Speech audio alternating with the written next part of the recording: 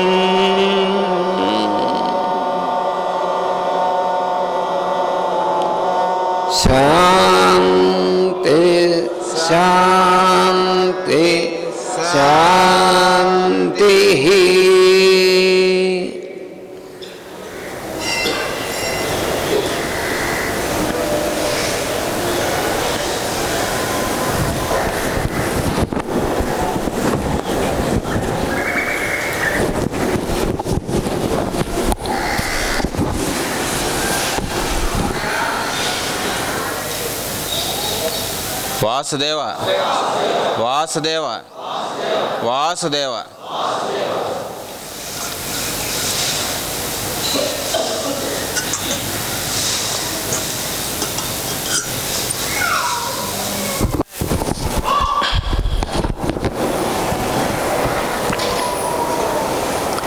కృష్ణం కమలపత్రాక్షం పుణ్యశ్రవణకీర్తనం వాసుదేవం జగద్యోనిం నౌమి నారాయణం హరిం.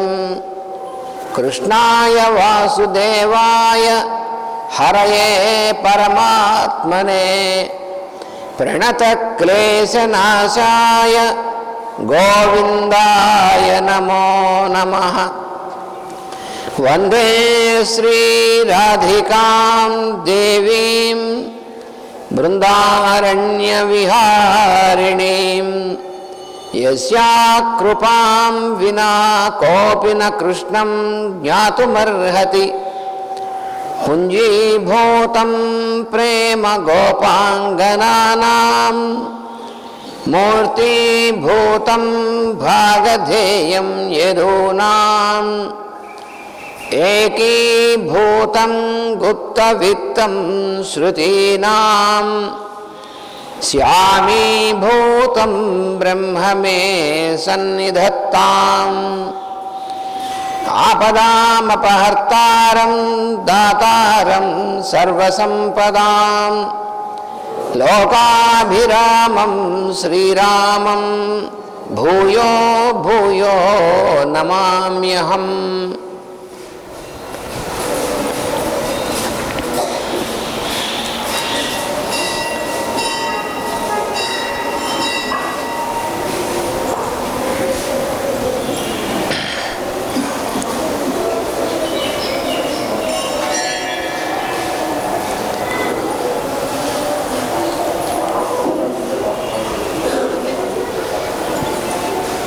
పవిత్రమైనటువంటి ఈ రామనామ క్షేత్రంలో మనం గురు పూజ మహోత్సవాలు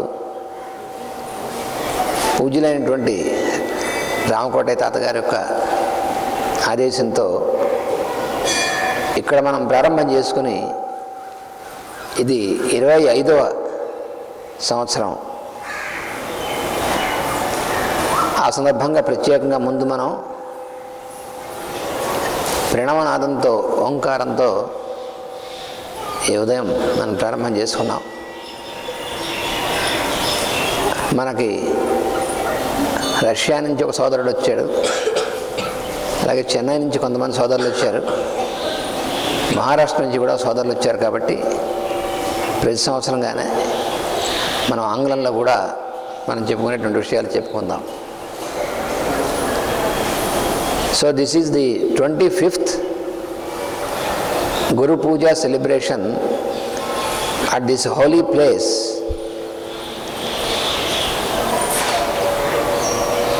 With the blessing of Sri Kotta Ramakotaya Tatagaru. So on the eve of this event, after the prayer,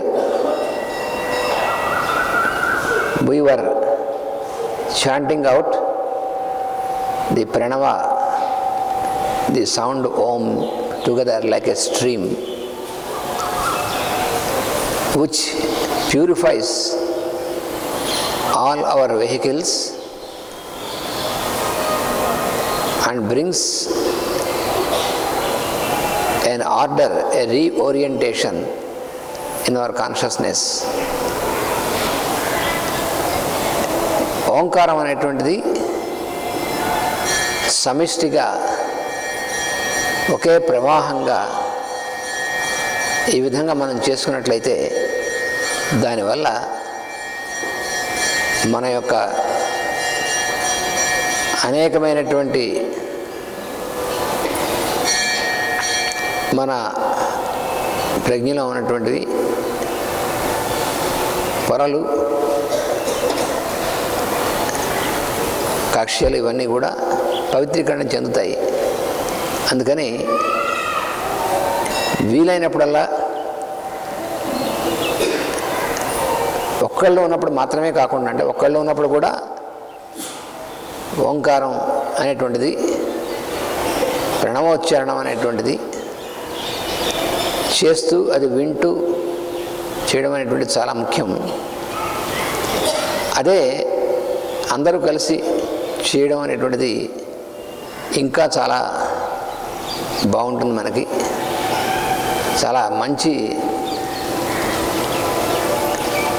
అనుభవాన్ని మనకు కలిగిస్తుంది. So singing of this pranava, అది omkara, in a group especially brings us a special experience, because by uttering Om, we enter into the consciousness of the utterer, he who utters through us. మన ద్వారా ఎవరైతే ఉచ్చారణ అనేటువంటిది చేస్తూ ఉంటారో, అంటే వాక్కుని మనం ఉచ్చరిస్తున్నాం అని మనం అనుకుంటాం. మనం ఉచ్చరించడం అనేటువంటి సత్యమే, కానీ మనం ఉచ్చరించడం అనేటువంటిది మన వల్ల కాకుండా మన ద్వారా జరుగుతుంది అనేటువంటిది అసలు సత్యం. It is true that we are uttering the sound, any sound, any word which we are uttering, but in fact it is uttered forth through us, not by us. It is uttered forth by the I am in us and the I am everywhere in the universe, whom we call Ishvara. ఈశ్వరుడు అని ఎవరినైతే అంటాం మనం, ఆయనే ఉచ్చరిస్తూ ఉంటాడు, ఆయన నిరంతరం ఉచ్చరిస్తూ ఉంటాడు, కాబట్టి మనం ఉచ్చరిస్తూ ఉంటాం. అయితే నిరంతరం ఉచ్చరిస్తూ ఆయన ఉంటాడు, కానీ మనం నిరంతరం వింటూ ఉండం. So he is constantly uttering through us, but we rarely listen to him.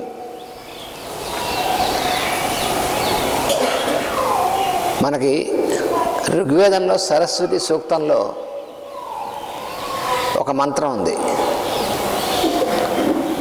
ఉతత్వ పశ్యన్న దదర్శ వాచం ఉతత్వ శృణ్వన్న శృణోతి Yanam ఉతత్వస్మై తన్వం విసస్రే జాయేవ పచ్యు ఉషతి సువాసాః అనేటువంటి మంత్రం ఉంది.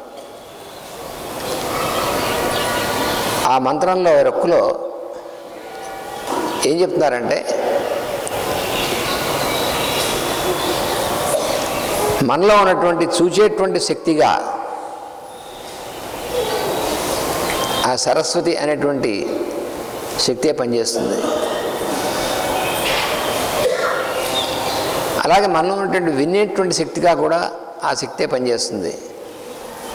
కానీ మనం చూడటం లేదు, మనం వింటం లేదు ఆమెని అనే మంత్రానికి అర్థం. నిజంగా మనం ఆమెని చూసినట్లయితే, దర్శించినట్లయితే, విన్నట్లయితే ఆమె మనకి ఏమి కలుగజేస్తుందంటే, ఒక మంచి గృహిణి అయినటువంటి స్త్రీ భర్తకి కావాల్సినటువంటి అన్ని సదుపాయాలను కలుగజేసి ఎలా అయితే పోషిస్తుందో, అలాగా ఈ ఉచ్చారణ అనేటువంటి దాన్ని విన్నటువంటి వారిని, చూడగలిగినటువంటి వారిని, దర్శించిన వారిని ఆ విధంగా రక్షిస్తుంది అని చెప్తుంది ఆ మంత్రం. So there is a passage, a mantra in Rigveda which just now I have chanted. It is a mantra from the Saraswati Suktam from the Rigveda, which explains that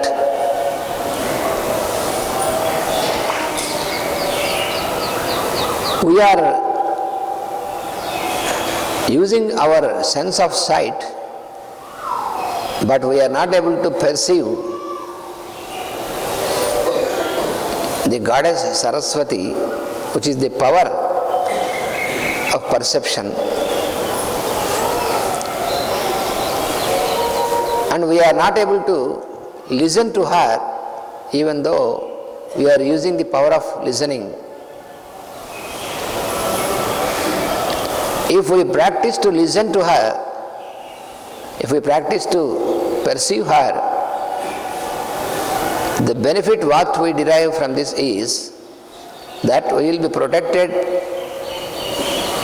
by this power Saraswati, just like how a man is protected constantly and is being served by a good wife which takes all care about him.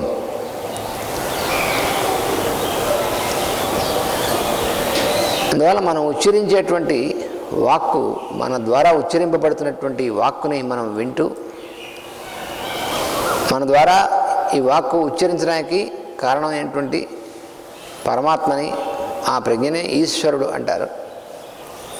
ఆయనే ఉచ్చరిస్తుంటాడు, మనం ఉచ్చరిస్తున్నాం అని మనం అనుకుంటాం. మనం ఉచ్చరిద్దాం అనుకున్నా ఆయన ఉచ్చరించకపోతే మనం ఉచ్చరించలేము.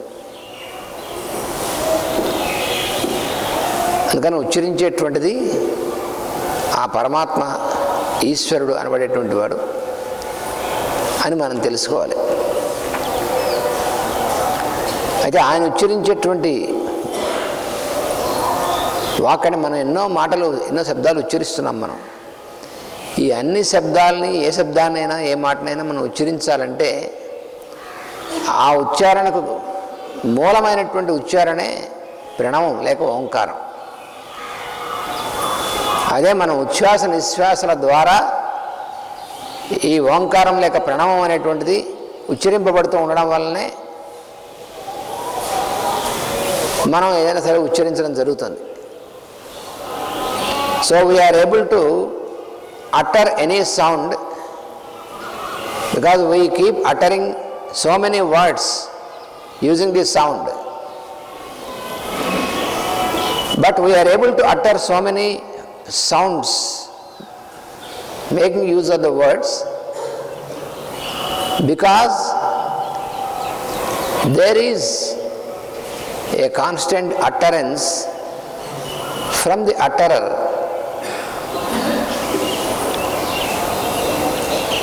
which is called Om. So the utterance of the I am is in the form of the Om, which is the base utterance on which we are able to utter all the sounds in our daily life. అందుకనే ఆ ఈశ్వరుని పిలవాలంటే, ఈశ్వరుడు అంటే ఎవరు? మన హృదయంలో, హృదయ కేంద్రంలో ఉండి మనని నడిపించేటువంటి వాడిని ఈశ్వరుడు అంటారు. Ishwara means the universal consciousness which manifests through our heart centre and who is the controller of our consciousness. He is called Ishvara.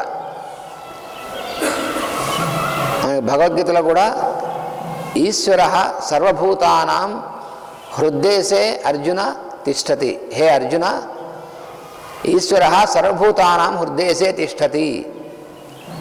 ఓ అర్జున, ఈశ్వరుడు సమస్త జీవులకు కూడా హృదయ కేంద్రం అనేటువంటి దాని యందు అక్కడ ఉండి పనిచేస్తూ ఉంటాడు అని స్వామి చెప్తాడు. సో ఇది Bhagavad Gita also the lord explains to Arjuna. He says that O Arjuna, ఈశ్వర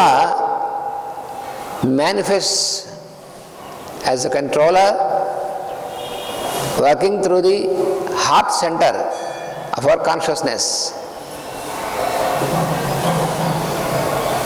ఆయన చేరడానికి, ఆయన పిలవడానికి, ఆయన పిలిచేటువంటి పిలుపు ఏమిటి? ఎలా పిలుస్తాం ఆయన్ని? ఆయనతో ఎలా మనం సంప్రదించగలం, ఎలా పిలవగలం అంటే దానికి పతంజలి మహర్షి ఒక కీ ఇచ్చాడు. ఆయన ఒక తాళపు చెవి. ఆయన పిలవాలంటే ఎలా పిలవాలి? తస్య వాచకః ప్రణవః అన్నాడు. So how can we contact this Ishwara who is manifesting himself through our heart center, the center of our consciousness? For this purpose,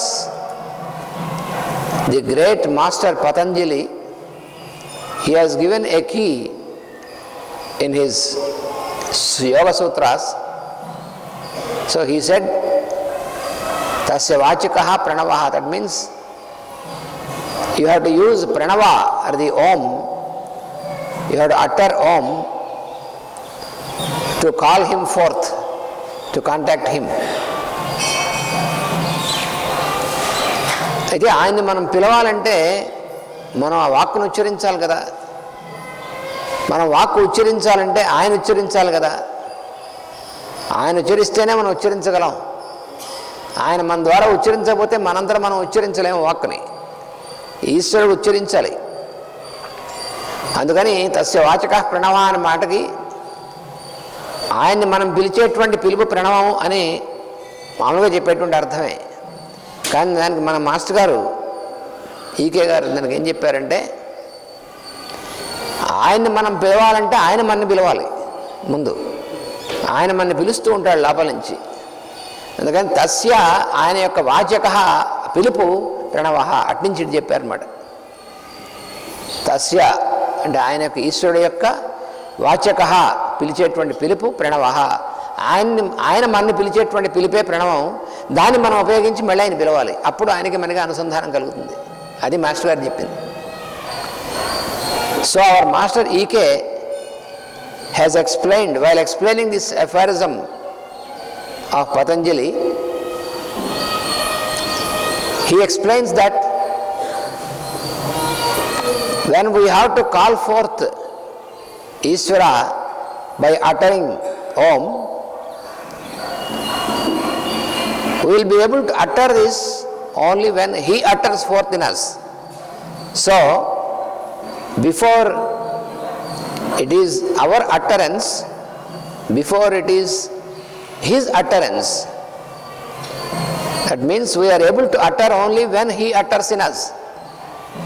So tasya vachakaha, his utterance is pranava, that is Omkara. We are able to utter because he utters forth in us. Without his utterance we cannot utter even a single syllable or sound. That is what Master explains about this aphorism of Patanjali. ఎందుకని తస్య వాచక ప్రణవ అంటే అది అర్థం. అందుకని ఈశ్వరుడు మనలో ఉండి ఆయన ఉచ్చరిస్తూ మన చేత చేస్తున్నాడు. అందుకు ఆయన ఎప్పుడూ చేస్తూ ఉంటాడు. కానీ మనం దాన్ని సిద్ధంగా ఉండి మనం ఆయన్ని పిలవడం అనేటువంటి దాన్ని మనం సాధన చేస్తే అప్పుడు మనకి ఆయన యొక్క దర్శనం అవుతుంది. ఆయనతో సల్లాప సంభాషణలు అనేటువంటివి సాధ్యం అవుతాయి. నేను ఈశ్వరుడితో మాట్లాడుతున్నాను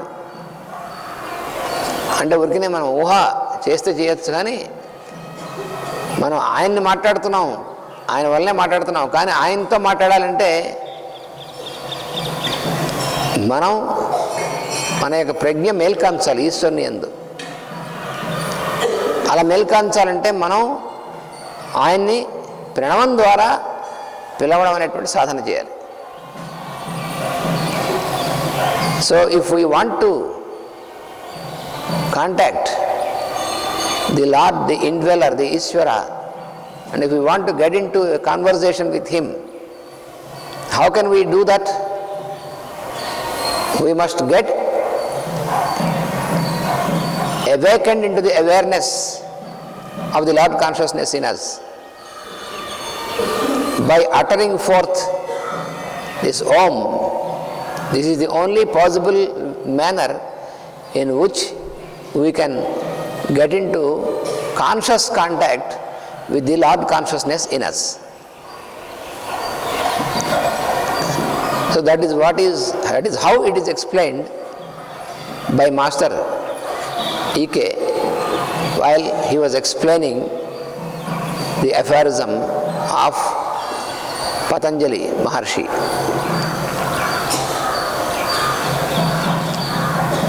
దీనికి నిత్యం మనం అభ్యాసం అనేటువంటిది చేయాలి. అభ్యాసం అనేటువంటిది చేస్తే తప్ప ఇది సాధ్యం కాదు. అది కూడా చెప్పాడు ఆయన.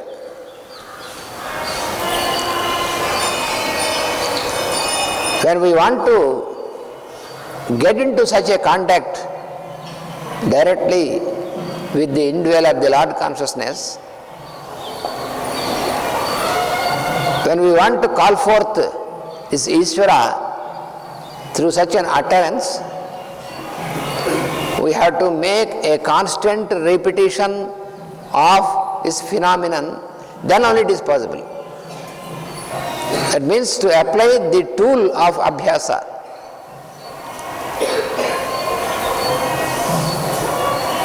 I am using this word tool because nowadays we are more and more habituated to computer language and software language. So this is a tool.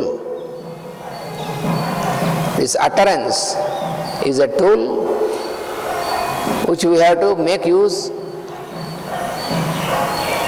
to be able to get into conscious contact with the Lord consciousness. ఈ పరికరం అనేటువంటిది, ఈ పరికరం ఏది? ఓంకారం. అందుకని ఓంకారం అనేటువంటి ప్రణవం అనబడేటువంటి ఈ ఓంకారమే ప్రణవం అంటారు. ప్రణవం అని ఎందుకన్నారు? ఓంకారమే ప్రణవం. ఎందుకని? ఎందుకంటే నవ అంటే ఎప్పటికి ఎప్పుడు నూతనంగా ఉండేటువంటిది, నవమైనటువంటిది. మనం ఎన్నిసార్లు ఉచ్చరించినా మళ్ళీ అది నవంగానే ఉంటుంది, మళ్ళీ అది పాతబడిపోదు.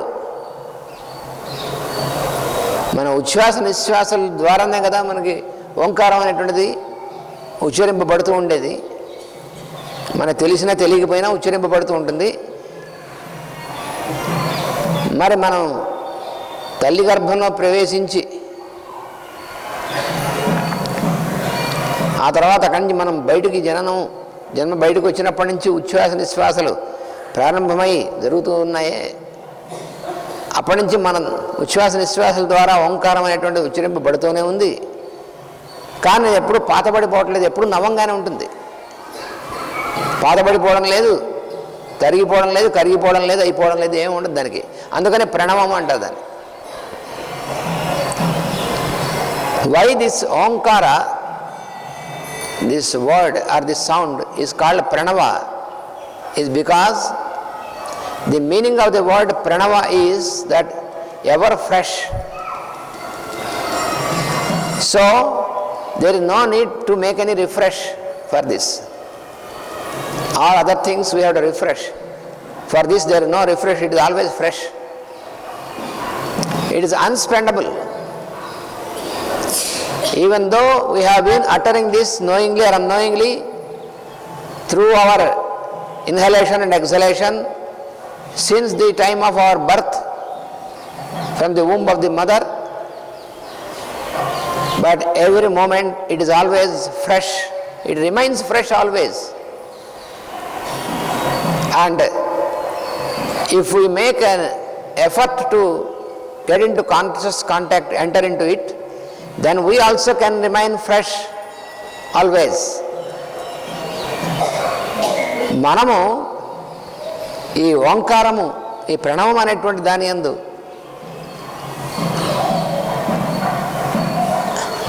నిజంగా మనం నిలిచినట్లయితే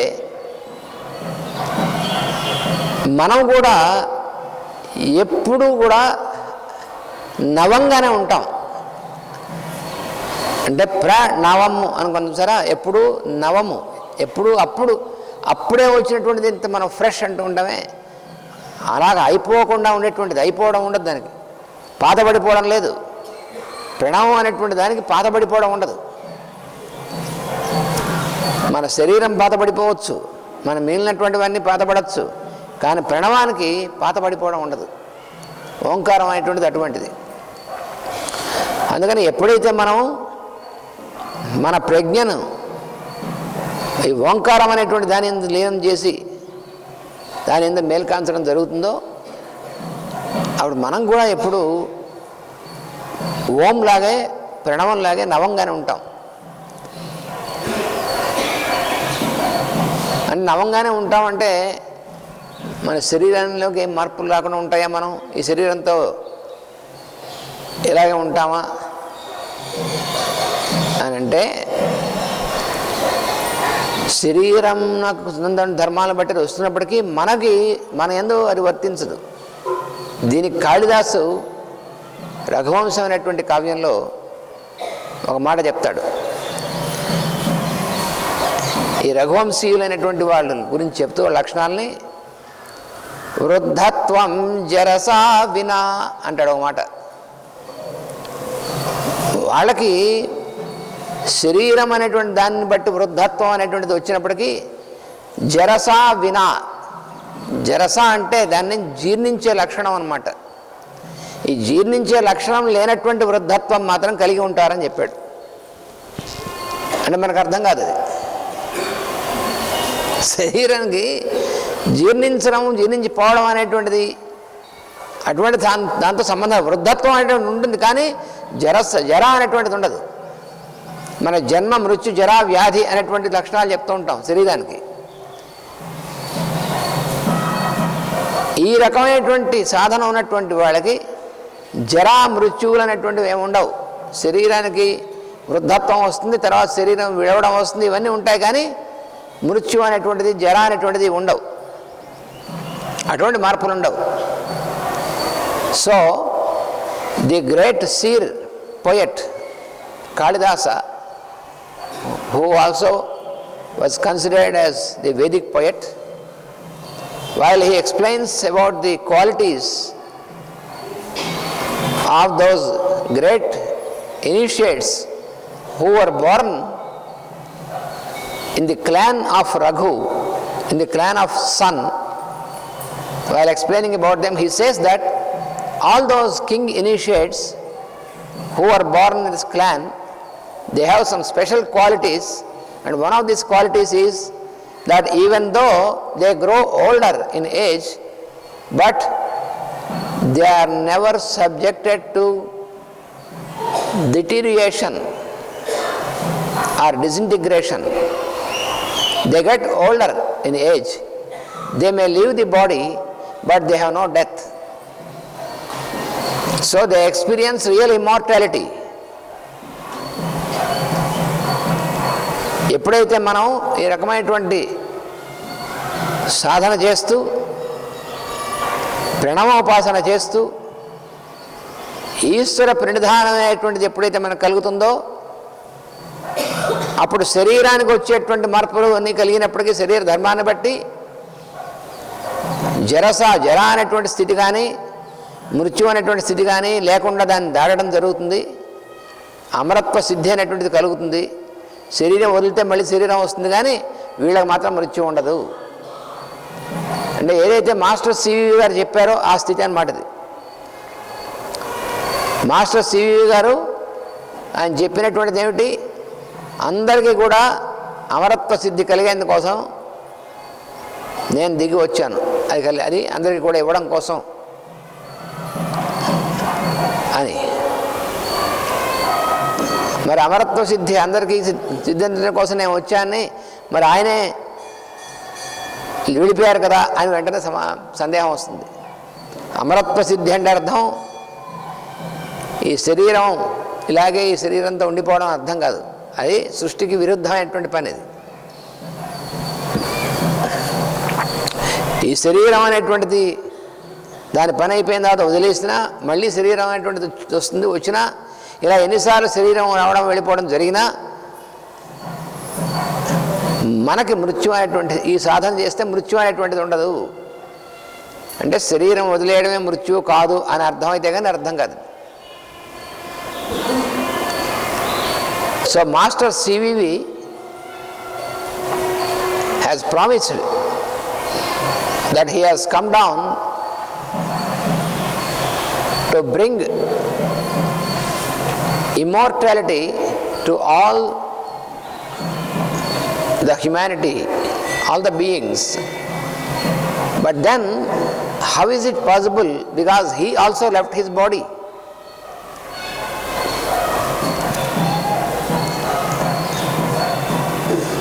So what is the meaning of the promise, or what is that meant by what he said? That means leaving the body is not death. First of all, we have to understand. So when we constantly practice this yoga, then we get stabilized in that yogic state. When we got stabilized in this yogic state, then even though we attain the birth and attain the leaving of the body, but we won't experience really the death. We are immortal. We still exist immortal, even though we are leaving the bodies and again taking the bodies again and again. That is the real meaning.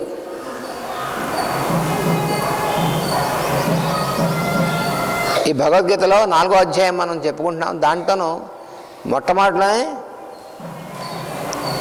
సూర్యుడికి నేను యోగాన్ని చెప్పాను అని ఎప్పుడైతే స్వామి చెప్పాడు భగవాన్, వెంటనే అర్జునుడికి వచ్చిన సందేహం, నువ్వు నేను కూడా ఒకసారి పుట్టావు, నాకంటే కొద్ది రోజులు ముందు పుట్టావు, అలాంటి నువ్వు సూర్యుడికి చెప్పానంటే ఎలా నమ్మమంటావు అన్నాడు. మరి అంత అపహాస్యం చేస్తే ఎట్లాగయ్యా, నువ్వు ఎంత మేనత్త కొడుకువైనా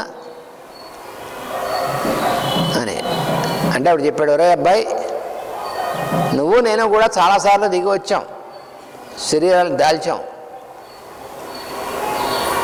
కానీ నేను అనేటువంటిది గుర్తున్నవాడిని నేననేటువంటిది మర్చిపోయినవాడు నువ్వు. ఆ ఒక్కటే తేడా నీకు నాకును.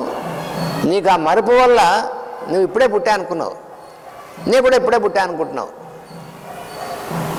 మనం ఎప్పుడూ ఉన్నామనేటువంటి విషయం నీకు మరుపు వచ్చింది, నాకు ఆ మరుపు లేదు. ఈ మరుపు లేకపోవడం అనేటువంటిదే అమరత్వం. ఆ అమరత్వం అనేటువంటిది అందరికీ సిద్ధింపజేయాలి అన్నారు మాస్టర్ సివి గారు. అందుకు దిగొచ్చారు ఆయన. అందరికీ అమరత్వం అని మాస్టర్ గారు అన్నారు అంటే అర్థం అదే, కానీ అందరికీ అమరత్వం అంటే ఈ శరీరంతో ఇలాగే ఉండిపోతా అనేటువంటిది మాస్టర్ గారు ఎక్కడ చెప్పారు? అది అసాధ్యం. అదే నిజమైతే ఆయన శరీరం వదులుతారా? అంటే మనకి జాగ్రత్తగా అన్వయించుకోవాలి, మనం సరైనటువంటి విధంగా అర్థం చేసుకోవాలి. So when Master CVV said he will bring immortality to one and all, then we should properly understand this. What is the meaning of, real meaning of immortality? Otherwise, we will be mistaken to think that how is it possible that he himself has left his body, how he can bring immortality to all other beings. So we have to properly understand this word immortality. So the more we practice, the more we repeat the practice of this conscious utterance and entering into this pranava by uttering forth the name of the Lord consciousness as Om, then we are able to cross, we will be able to cross the limitation of death and birth. అంటే ఈ ప్రణవం అనేటువంటి దాని ద్వారా ఈశ్వర ప్రణిధానం అనేటువంటిది మనం కనుక సాధన చేస్తూ ఉంటే, దాని యందు మనం స్థిరపడినట్టయితే జనన మరణాలు అనేటువంటి పరిమితుల్ని మనం దాటుతాం. జనన మరణం అనేటువంటి పరిమితమైనటువంటి స్థితుల్ని మనం దాటి శరీరం వస్తుంది, శరీరం పోతుంది, కానీ మనకు జనన మరణాలు ఉండవు. అది అమరత్వం అంటే. So the real immortality is a state where we come into existence physically and we leave this, but still we remain uninterrupted, and that is what is called immortality. When once we attain this, we have crossed the limitations of birth and death. Then we can have a real experience of the inner light. That is what is meant by Master CVV when he said this. అందుకని అమరత్వ సిద్ధి అనేటువంటిది అది. ఇప్పుడు మనం భగవద్గీతలో ప్రతి సంవత్సరం కూడా మనం చెప్పుకుంటున్నటువంటిది ఈ 4వ అధ్యాయంలో మనం కిందటి సంవత్సరం 33వ శ్లోకం దగ్గరికి 32 శ్లోకాలు పూర్తయి 33వ శ్లోకం దగ్గర మనం వచ్చాం.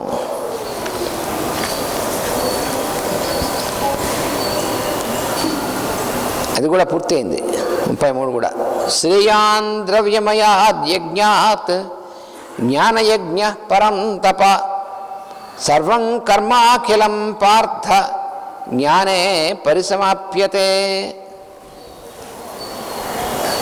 So we have been contemplating upon the 4th chapter of the Bhagavad Gita last year. We have completed 33 stanzas and we are entering into the 34th stanza. So last year we have completed the 33rd stanza, in which the Lord says, an offering made on the intellectual plane is more progressive than that made on the physical plane. Remember that the object of all your doings is your own enlightenment. అంటే మనం భౌతికమైనటువంటి శరీరంతో చేసేటువంటి అనేకమైనటువంటి యజ్ఞములు అనేటువంటివి ద్రవ్యమయ యజ్ఞములు అనబడతాయి. అంటే ద్రవ్యాల్ని మనం ఉపయోగించి వినియోగించేసేటువంటి యజ్ఞాలని ద్రవ్యమయ యజ్ఞములు అంటారు. ఈ యజ్ఞం అనేటువంటిది భౌతికమైనటువంటి కక్ష్యలో చేసేటువంటి యజ్ఞము. దానికి మనం భౌతికమైనటువంటి పదార్థాలన్నింటినీ కూడా ఉపయోగించేస్తూ ఉంటాం. అవి కూడా అంతకుముందు శ్లోకాల్లో అన్నీ మనకు ఉదాహరించి చెప్పాడు స్వామి. యజ్ఞం అంటే ఏమిటి? యజ్ఞం అంటే మనం విశ్వ ప్రయోజనం కోసం, వ్యక్తిగతమైనటువంటి ప్రయోజనమైనటువంటిది ఏమీ లేకుండా సమర్పణ భావంతో మనం చేసేటువంటి పని యజ్ఞం అవుతుంది. అవి ఎన్ని రకాలైనా చేయొచ్చు, వాటికి మనం అనేకమైనటువంటి విధాలుగా చేయొచ్చు అనేటువంటిది మనకి తెలియజేశాడు తమ్ముడు స్వామి. So the lord has explained in this chapter, in the previous stanzas, the meaning of yajna, because yajna is a technical word. We know only certain meaning about yajna. When we say yajna, we only know about something which we put into the fire, the fire ritual, something like ghee and the fire sticks and certain substances. But not only that, the real import of the word yajna is a pious deed which we take up without any personal motive, only for the welfare of all the creation, then that is called yajna. That is how the Lord has explained about the word yajna in the previous stanzas. So there are many types of yajna on the physical plane, by making use of so many substances on the physical plane. Now in this stanza, Lord has explained, he explains about the yajna on the intellectual plane. భౌతికమైనటువంటి ద్రవ్యమైనటువంటి యజ్ఞంలే కాకుండా జ్ఞాన యజ్ఞం అనేటువంటి దాని గురించి చెప్పారు ఈ శ్లోకంలో. భౌతికమైనటువంటి కక్షలో భౌతికమైనటువంటి పదార్థమును ఉపయోగించేసేటువంటి యజ్ఞం అనేటువంటి చాలా మంచిదే, కానీ వాటిని మించి జ్ఞానయజ్ఞం అనేటువంటిది ఇంకా శ్రేష్టమైనటువంటిది, శ్రేయస్కరమైనటువంటిది అని ఇందులో చెప్పాడు. జ్ఞానయజ్ఞం అనేటువంటిది మనం వింటూ ఉంటాం. గీతా జ్ఞానయజ్ఞం, ఇలా రకరకాలైనటువంటి యజ్ఞములు అనేటువంటివన్నీ చేస్తూ ఉంటారు.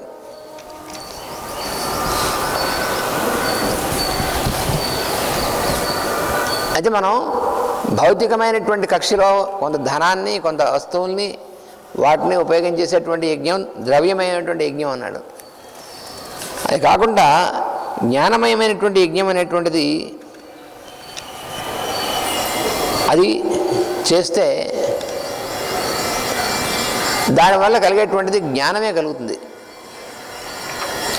అంటే మనకి మన యొక్క ప్రజ్ఞలో ఎన్ని రకాలైనటువంటి ప్రజ్ఞామయ కక్ష్యలు ఉన్నాయి మనలో.